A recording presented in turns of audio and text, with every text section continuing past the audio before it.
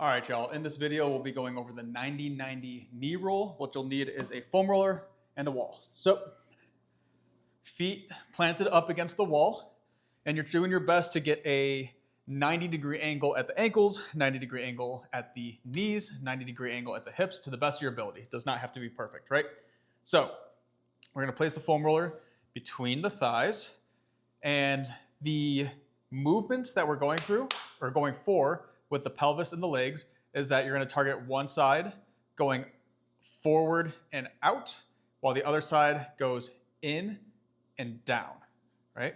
So, like so, back and forth. So my right leg is going forward, the femur is going straight up towards the ceiling, and then a little bit out as the opposite leg pulls in and pulls down towards the ground. Now, this is the movement back and forth, like so.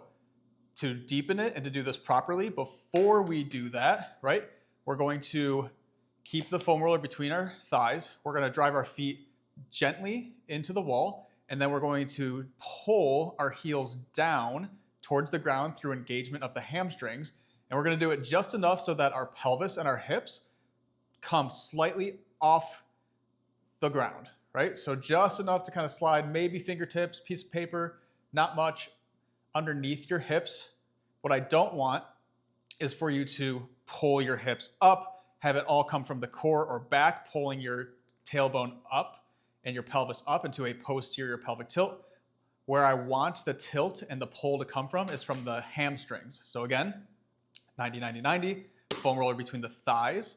You're going to pull your heels down towards the ground and keep pulling gently, gently, gently until your pelvis and some of your low back comes slightly off the ground.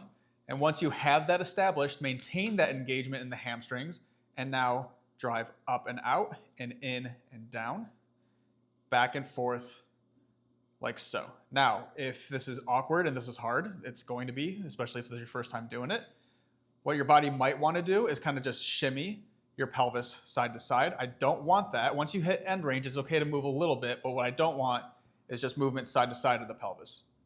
Hamstrings, pelvis comes gently off the ground, maintaining that engagement.